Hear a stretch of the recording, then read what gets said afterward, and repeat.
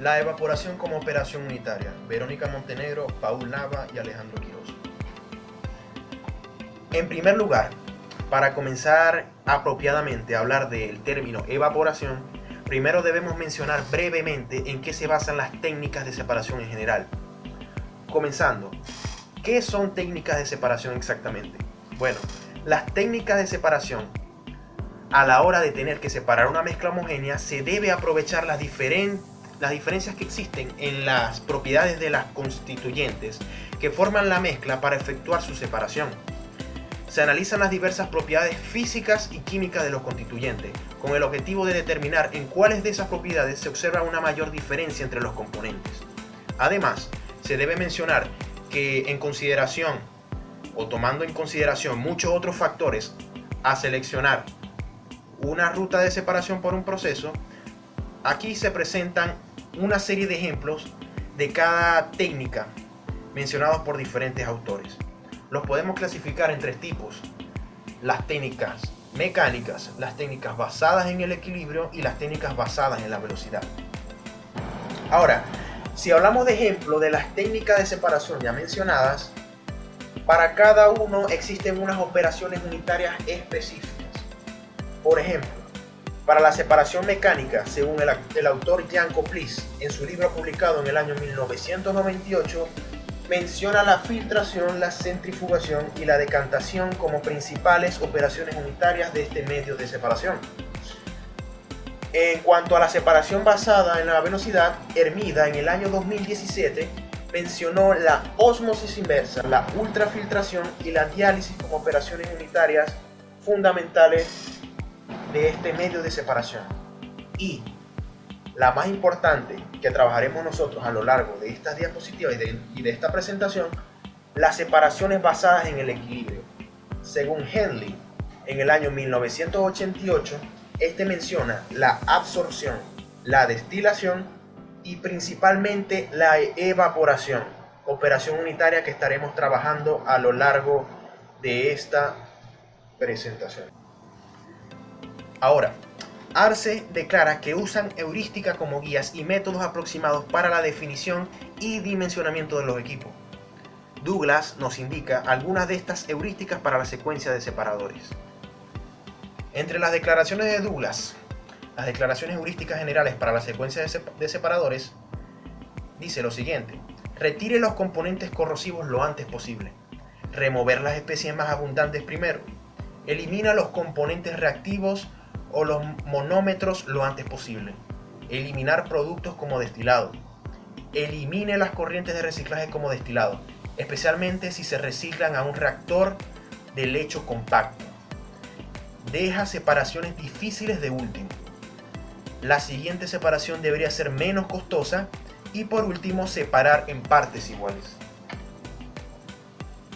Ahora entraremos un poco en fondo en lo que son las técnicas basadas en el equilibrio.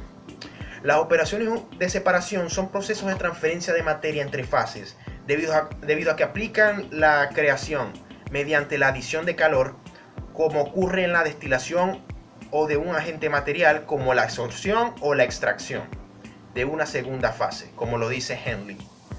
Para saber sobre este tipo de técnicas se debe introducir el concepto de etapa de equilibrio, el cual Faust y otros explican textualmente: la etapa de equilibrio es el modelo físico que se emplea para analizar las operaciones de transferencia de masa en que las fases se ponen en contacto y se separan de manera alternada un cierto número de veces.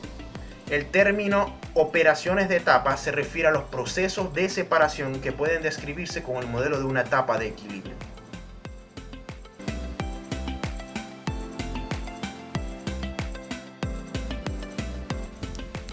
La evaporación es una operación unitaria o técnica de separación basada en el equilibrio que consiste en concentrar una solución compuesta de un solvente y un soluto no volátil por medio de la aplicación de calor para lograr vaporizar parte del solvente, que usualmente es agua.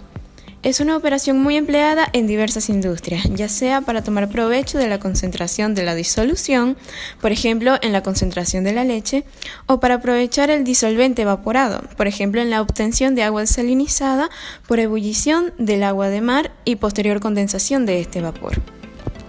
Existen diferentes tipos de evaporador. Está el evaporador de tubos horizontales con circulación natural, el cual en la parte superior tiene atravesado un banco de tubos horizontales por donde pasa el vapor de agua o fluido calefactor. Por lo tanto, la solución pasa por el exterior de estos tubos. Cuando se desprende el vapor de la superficie líquida, este casi siempre se pasa por dispositivos deflectores para evitar el arrastre de gotas de líquido y el vapor sale por la parte superior. Este equipo, relativamente económico, se utiliza para líquidos que no formen incrustaciones y que no sean viscosos con altos coeficientes de transferencia de calor, ya que la circulación de este evaporador no es muy buena. También se tiene el evaporador vertical con circulación natural, el cual usa tubos verticales en vez de horizontales, pero en este caso la solución pasará por dentro de los tubos. Y debido a la ebullición y disminución de la densidad, el líquido se eleva por los tubos y luego fluye hacia un espacio, hacia un espacio central en la parte inferior. Esta circulación natural aumenta el coeficiente de transferencia de calor y presenta velocidades adecuadas para los líquidos moderadamente viscosos y no corrosivos. El evaporador vertical de tubos largos consiste en un intercambiador tubular donde el vapor de agua pasa por la parte de la coraza y la solución pasa por dentro de los tubos. También tiene una cámara de separación donde se termina de separar el líquido del vapor formado. Con este tipo de evaporador, el tiempo de residencia del líquido en el área de calentamiento es corto debido a las altas velocidades que se manejan. También se obtienen elevados coeficientes de transferencia de calor. Pueden ser del tipo de película ascendente y descendente e incluso ascendente-descendente. Para el caso de película ascendente, la alimentación es introducida por la parte inferior del evaporador y al formarse el vapor, este fluye de manera natural hasta la parte superior, pero no es utilizado para líquidos viscosos. También está el de película descendente, donde la alimentación es introducida por la parte superior del evaporador y esto desciende hasta la cámara de separación. También está el de circulación forzada, donde la circulación de la alimentación por dentro de los tubos es hecha por medio de una bomba que la impulsa hasta la cámara de separación. Vamos con el efecto simple. El modo más sencillo que puede llevarse a cabo la evaporación es empleando una sola etapa, es decir, el método simple. Un evaporador que consta de una cámara de condensación y una cámara de evaporación. Es decir, se puede ver como un intercambio de calor que tiene una carcasa y unos tubos. Son notaciones. En la condensación, un vapor de agua se transforma en líquido, con lo que cede su calor latente al evaporador o a la cámara del evaporador, el cual es captado por la alimentación, la que hace que se elimine la cantidad de agua necesaria para que el líquido se concentre, que es lo que estamos buscando. El agua evaporada abandona la cámara y de esa manera sale tanto vapor por la parte superior y líquido concentrado por la parte inferior. Pero también tenemos los evaporadores de múltiple efecto. Cuando la capacidad requerida es grande o se necesita mejorar el aprovechamiento energético para reducir los costos operativos, se requiere el empleo de evaporadores de múltiple efecto. McKay explica que el primer efecto es aquel en el que se introduce el primer vapor de calentamiento y en el que la presión de la cámara es la más elevada. La presión en cada efecto es menor que la del efecto en la cual recibe el vapor de agua, es decir, el efecto anterior, y superior a el efecto al cual se suministra el vapor. La alimentación diluida entra al primer efecto. donde se concentra parcialmente. Pasa del segundo efecto para una concentración adicional y por último en el tercer efecto alcanza la concentración final. Va aumentando su concentración en cada efecto paulatinamente. Para el funcionamiento correcto de los evaporadores se necesita de ciertos cálculos apropiados. Entre ellos están los balances. Vamos a ir viendo uno por uno de qué tratan estos balances que debemos usar. Primero tenemos el balance de materia, que como ya sabemos es lo que entra igual a lo que sale. En el dibujo se observa, tenemos la alimentación denotada como F, el vapor de agua denotado como S, el vapor, eso es lo que entra. Ahora, lo que sale, el vapor denotado como B, el condensado denotado como S y el líquido concentrado denotado como L. Pero como aquí mismo se observa, el condensado y el vapor de agua son iguales porque esta parte del dibujo del evaporador no interviene en la transferencia de masa, por lo tanto se pueden obviar y quedaría F igual a LB, L más B. Ahora, balance con respecto a los componentes, en este caso el soluto, que sería el único componente entre comillas que tenemos. Y como sabemos, el único que tiene soluto va a ser la alimentación y el líquido concentrado, evidentemente. Se supone que el vapor no debe tener soluto, o en condiciones normales no debería tener soluto. Ahora, y quedando como resultado F por X sub F igual a L por X sub L. Ahora, el balance de energía, el más importante, hay que aclarar que estamos en un proceso adiabático, por lo tanto no hay pérdida de calor. Y queda de esta manera: F por la entalpía de la alimentación más S por la entalpía del vapor es igual a la L por la entalpía del concentrado más la B por la entalpía del vapor de salida más la S por la entalpía del condensado. Hay que denotar que las H minúsculas son para líquido y las H mayúsculas para vapor. Ahora, ¿qué pasa? Que como ya sabemos, tanto el vapor de agua como el condensado son iguales, por lo tanto lo podemos agrupar en un factor común. Y esa diferencia que va a quedar de H mayúscula menos H minúscula la podemos denotar como lambda, que sería la diferencia de entalpía, que es la que conocemos nosotros como la H sub Fg. Ahora, con todo esto explicado, queda como resultado F por H sub F más S por lambda va a ser igual a L por H sub L más B por H sub B.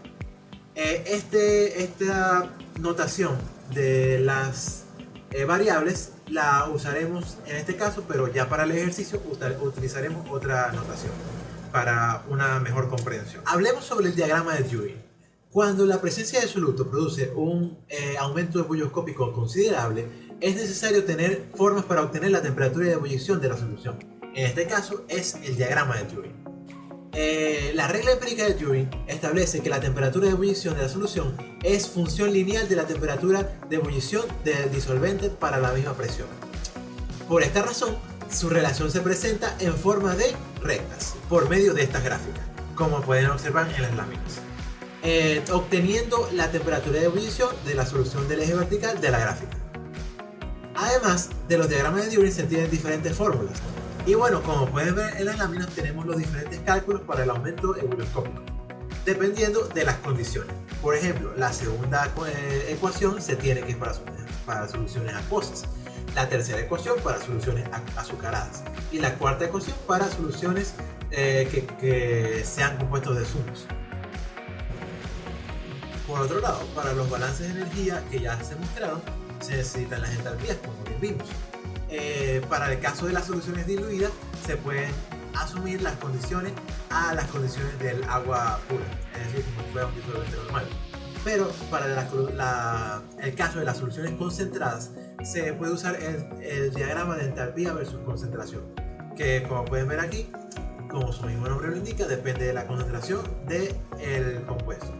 Cabe destacar que se necesita encontrar el diagrama adecuado para cada solución. En este caso tenemos el de hidróxido de sodio. Factores de análisis. Según Maccabi y otros autores en el año 2004, nos presentan que la velocidad de transferencia de calor, Q, a través de la superficie de calentamiento de un evaporador está dada por la siguiente expresión. Cabe añadir que se busca un mayor área de transferencia de calor entre el vapor y la solución. Pero de igual manera, Maccabi y otros postulan las siguientes observaciones.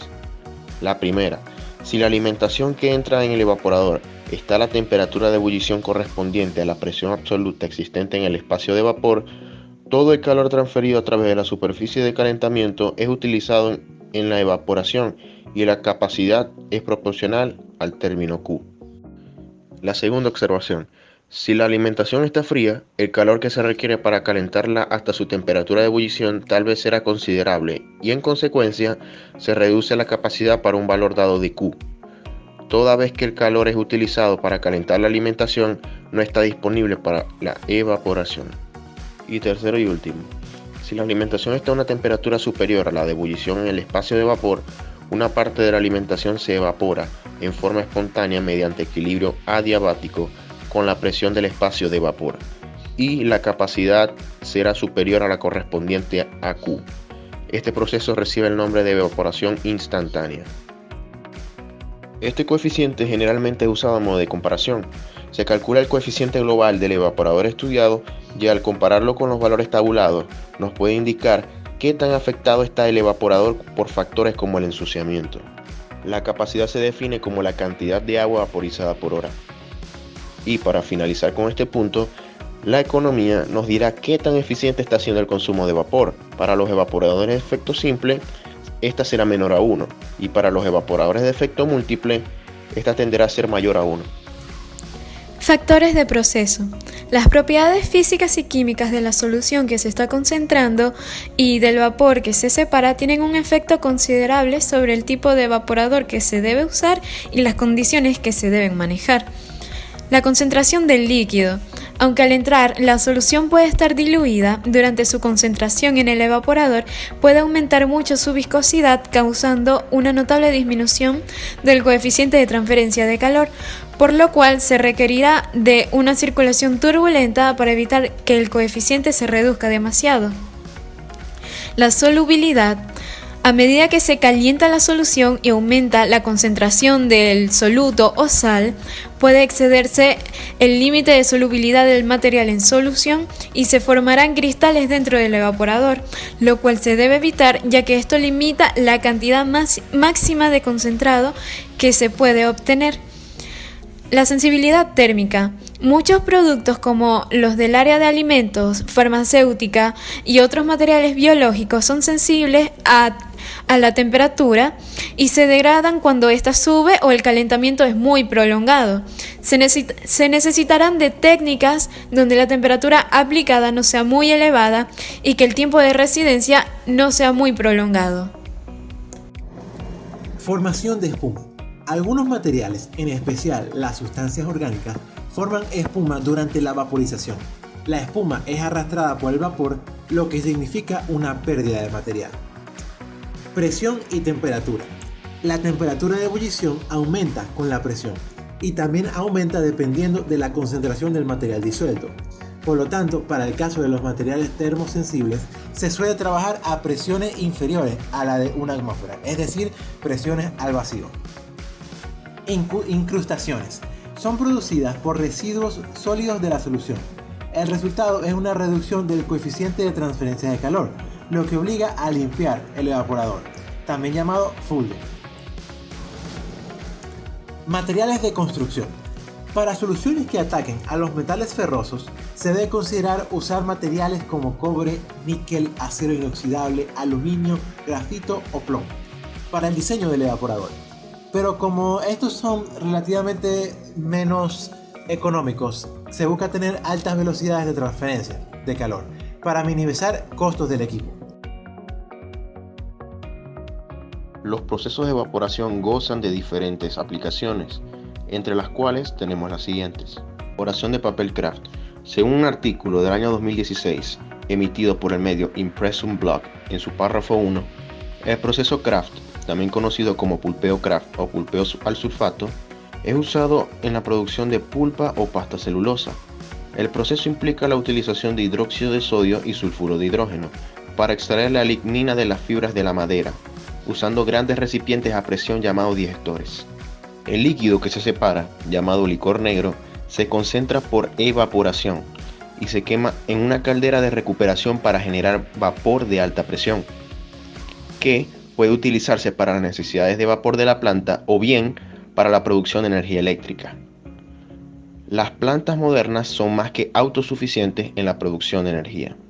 Siguiendo con el artículo del medio Impressum Blog, en su párrafo 1, la porción inorgánica del licor se emplea para regenerar el hidróxido de sodio y el sulfito de sodio necesario para el pulpeo.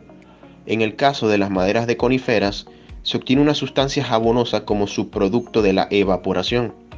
Ese jabón es acidificado para producir aceite de pino, una fuente de resinas, ácidos grasos y otros productos químicos. También se obtiene agua ras. Es importante recalcar que los subproductos derivados del sulfuro de hidrógeno y otros compuestos volátiles sulfurados son los causantes de las emisiones con olor desagradable características de estas plantas. Sin embargo, en las plantas modernas, estos olores son solo perceptibles durante los cortes de mantenimiento y en otras situaciones muy poco frecuentes. Asimismo, como se nos narra en el párrafo 2 de dicho artículo, las emisiones de dióxido de azufre, causantes de la lluvia ácida, son mucho menores que en la planta de pulpeo que utilizan en otros procesos. Sin embargo, la pulpa producida es más oscura, por lo que los procesos de blanqueo deben ser más eficientes. Finalmente, en el párrafo 3 del artículo, se nos narra que los efluentes generados son tratados biológicamente en plantas para tal fin, lo que garantiza que no sean contaminantes para el curso de agua receptor. Para finalizar la explicación de esta importante aplicación de procesos de evaporación, mostramos en pantalla un esquema general que recopila la información ya descrita sobre el proceso de evaporación de papel craft sin blanquear, donde se nos es detallado, detenida y minuciosamente cada una de las operaciones unitarias presentes en dicho proceso. La evaporación es aplicada en la producción de la llamada leche evaporada, la cual es leche a la que se le ha evaporado gran parte de su agua constituyente. El evaporador empleado suele ser del tipo de película descendente y múltiple efecto. Con la leche previamente higienizada y estandarizada en su contenido graso, primero se precalienta a una temperatura igual o ligeramente superior a la existente en el evaporador para aumentar la eficacia del evaporador. El producto se bombea hasta la sección superior del evaporador, donde la leche se introduce por los tubos y forma una película delgada que fluye hacia abajo sobre la superficie de calentamiento, hasta llegar a la cámara de separación donde se obtiene la leche concentrada. Debido a que es un producto termosensible, la leche se concentra a presiones de vacío. Se ha encontrado que en promedio se trabajan con temperaturas de 45 a 70 grados y con altas velocidades. Además, se debe conocer el contenido de la leche evaporada para optimizar el suministro de leche cruda. La evaporación también se puede utilizar en la producción de nanopartículas de PLGA para la encapsular N-acetilcisteína, o abreviando NAC. El NAC es un tiol reducido precursor de la L-cisteína, que se usa como medicamento que reduce el espesor del moco y facilita su extracción.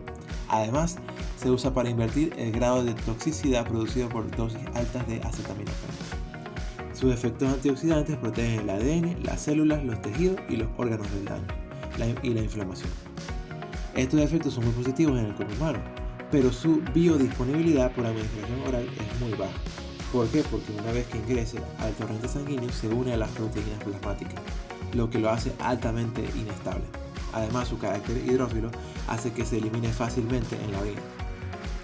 Por ello, es necesario un método de transporte como son las nanopartículas de PLGA, este polímero que se ha venido empleando para el transporte y liberación controlada de fármacos.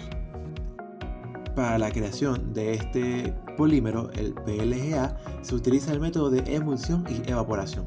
Primero se forma una solución del polímero en un solvente orgánico.